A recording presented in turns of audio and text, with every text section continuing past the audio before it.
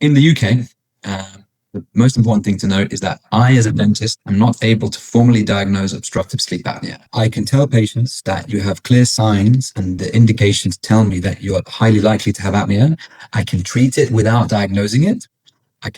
But legally I have to treat it as snoring, but we're managing the apnea as well. I can guide patients towards their GPs. I can tell people, look, from what you've told me and what we're going to help you with a mandibular advancement device, it's clear that you have sleep disordered breathing. You need to see a doctor. You need to be referred to a sleep physician. You need to have a formal sleep test.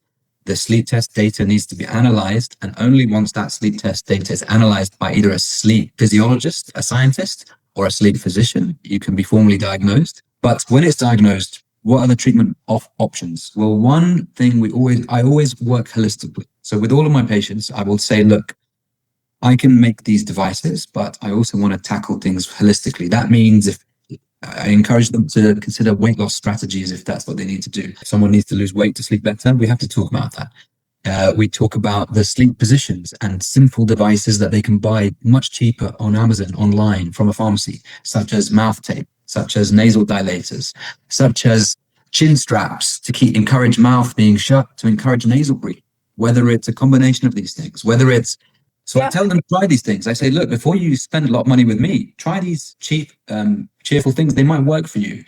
And a lot of the patients who come to me, they've actually tried these things already. And they're like, look, I've tried it. It doesn't work. I know what I need. I need your help.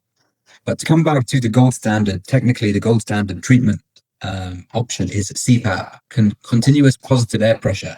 These are these devices. And again, coming back to the NHS pathways, by the time someone gets diagnosed, and it might be 2 or 3 years before they get given a CPAP. That's 2 or 3 years of terrible sleep and all of the negative health implications that happen along the way. But CPAP is something that even people who have it, most people hate it. Have you ever seen one? It's this tube connected to a machine that gets strapped to your nose, and it's whilst you're asleep at night, it forces air in through the nose, which might be blocked. And you wake up and you take the strap off and you've got redness and sores around your nose. And it's not very conducive to a romantic sleep situation if you've got a partner next to you. So most people, even if they have CPAP, they don't like it. They prefer these things. But the majority of people I help, adults, are actually people who don't really want to go through this whole process. They just want to sleep better. They just come straight to me. If they want a sleep test privately, I can arrange for them to have one. They don't need to, but sometimes people are data driven. They want to know. These days with our smartwatches and smart rings and everything, we want to know how we're sleeping. And people might come to me and say, I want a sleep test at the beginning, make me the device. And then 6 to 9 months later, let me pay for another sleep test. I want to compare with and without this device you've made me, objectively how I've improved. But the most profound confirmation that it works is they come and say, I'm sleeping better. Me and my wife are sleeping in the same bed again.